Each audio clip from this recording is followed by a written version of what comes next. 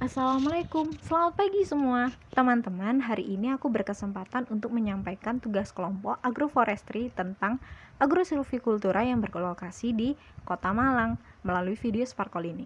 Sebelum kita membahas lebih jauh, aku akan menjelaskan apa sih agroforestry itu.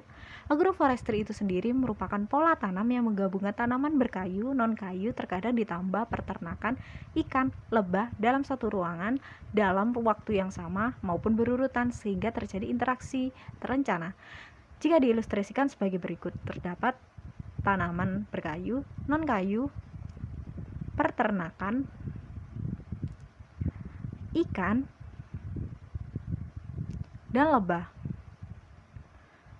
dalam waktu yang sama maupun berurutan. Itulah pengertian agroforestry. Dalam klasifikasi agroforestry berdasarkan komponen penyusun dibagi menjadi 3, yaitu agrosilvikultura, silvopastura, agrosilvopastura. Klasifikasi agrosilvikultura dapat ditemui pada Kota Malang, daerah Pujon, Kidul. Agrosilvikultura itu sendiri memiliki pengertian, yaitu sistem agroforestry yang di dalamnya terdapat kombinasi komponen kehutanan yang dimaksudkan tanaman berkayu dengan komponen pertanian tanaman non-kayu. Sebagai ilustrasinya, tanaman berkayu akan digabungkan dengan tanaman non-kayu yang biasanya berupa tanaman budidaya. Kedua komponen tersebut jika digabungkan akan menghasilkan agrosilvikultura. Informasi buat teman-teman dapat menjumpai agrosilvikultura dengan mudah di sekitar perkampungan dekat hutan maupun hutan yang baru saja dibuka. Agrosilvikultura juga memiliki keunggulan. Di antaranya,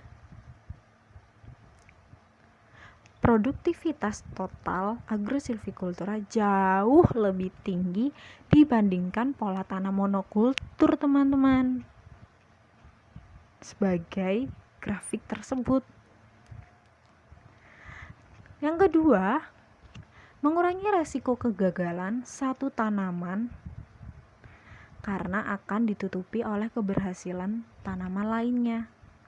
Karena terdapat lebih dari satu komponen penyusun. Dan yang terpenting, dapat menghasilkan diversitas maupun keragaman yang tinggi, baik menyangkut produk maupun jasa. Selain keunggulan, agrosilvikultura juga memiliki kelemahan. Di antaranya, fokus petani dalam budidaya berpencar, sehingga perlu perencanaan yang lebih matang dan lebih mantap.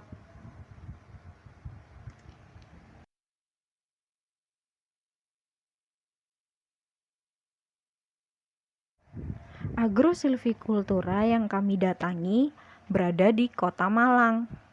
Berikut foto lokasi. Indah bukan? Agrosilvikultura yang kami kunjungi berlokasi di Dusun Bagian Bora, Desa Wirejo, Kecamatan Pujon, Kota Malang. Dengan garis lintang sebagai berikut. Jumlah penduduk pada Kecamatan Pujon berjumlah 5.549 yang terdiri dari laki-laki dan perempuan. Agroforestry ini termasuk dalam jenis agroforestry sederhana. Agrosilvikultura yang kami datangi memiliki kemiringan lereng 18,3 derajat dengan jenis tanah andisol. Kami mendatangi lahan milik Bapak Asmari yang lahannya terletak kurang lebih 7 meter dari sungai dan kurang lebih 3 meter dari irigasi lahan. Berikut gambar lebih jelasnya.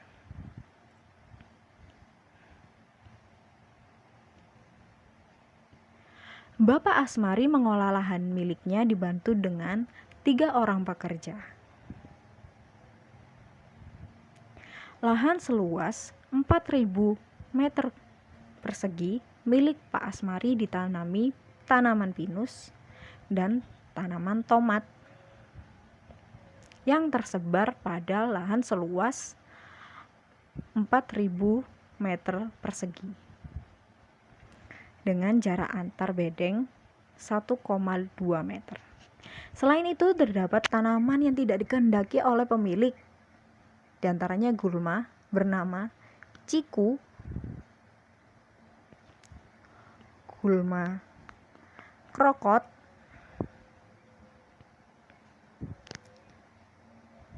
gulma rondong krompol,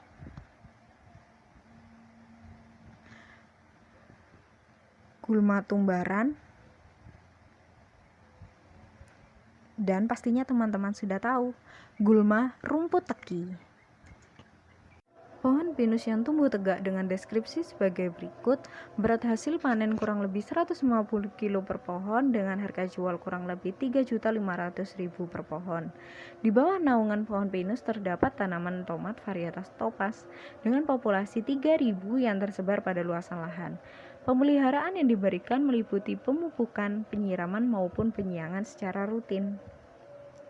Tanaman tomat milik Pak Asmari seringkali terserang oleh hama maupun penyakit, seperti hama ulat gerayak yang menyebabkan lubang pada daun, hama aphids yang menyebabkan warna daun berubah, hama ulat buah. Penyakit yang seringkali menyerang antara lain penyakit layu dan penyakit bercak daun. Pola tanam pada agrosilvikultura ini merupakan pola tanam bergiliran di mana tanaman pinus berumur 15 tahun disisipi oleh tanaman tomat. Hal itu karena tanaman tomat membutuhkan naungan sebanyak 30%. Pola tanam tersebut berdasarkan waktu termasuk intermiten, sedangkan berdasarkan ruang termasuk acak. Agroforestry ini menciptakan interaksi ekologi berupa pinus menjadi sumber bahan organik tanam melalui serasa-serasa yang terjatuh. Tegakan pinus dapat mengurangi intensitas cahaya. Tegakan pinus merubah iklim mikro. Gulma menimbulkan interaksi yang merugikan, dan gulma yang mati menambah bahan organik. Selain itu, terdapat interaksi ekonomi diperoleh dari tanaman pinus, tanaman tomat, dan gulma. Tanaman pinus jauh ini masih dimanfaatkan bagian batangnya dan serasa sebagai pupuk organik. Tanaman tomat diambil bagian buah dan untuk pakan ternak. Gulma yang tumbuhnya tidak dikehendaki pemilik dijadikan pupuk organik, pakan ternak, dan konsumsi masyarakat. Perencanaan agrosilvikultura Desa Wirejo yang kami rekomendasikan pada pemilik maupun pengolah lahan agar lebih produktif tanpa merusak ekosistem di sekitarnya dengan penerapan budidaya polikultur dengan tanaman leguminosa. Yang kedua, penanaman tanaman perangkap di sekitar tanaman budidaya. Yang ketiga, pengurangan penggunaan pupuk anorganik.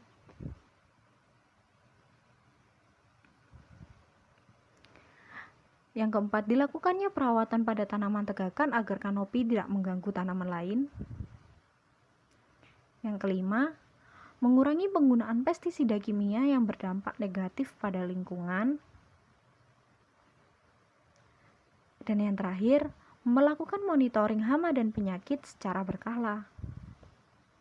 Untuk lebih jelas, kami mendesain perencanaan tata letak tanaman pada agrosilvikultur milik Pak Asmari. Berikut desain yang telah kami buat.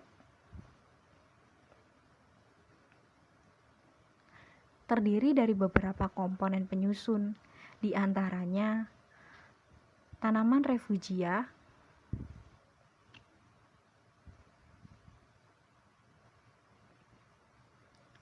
tanaman tomat,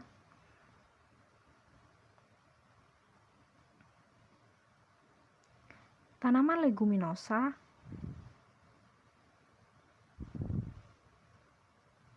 dan pohon pinus yang tumbuh secara acak.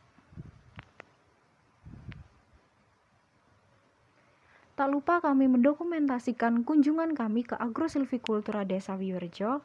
Berikut foto dari pengolah lahan dan foto kami di lokasi survei dan observasi.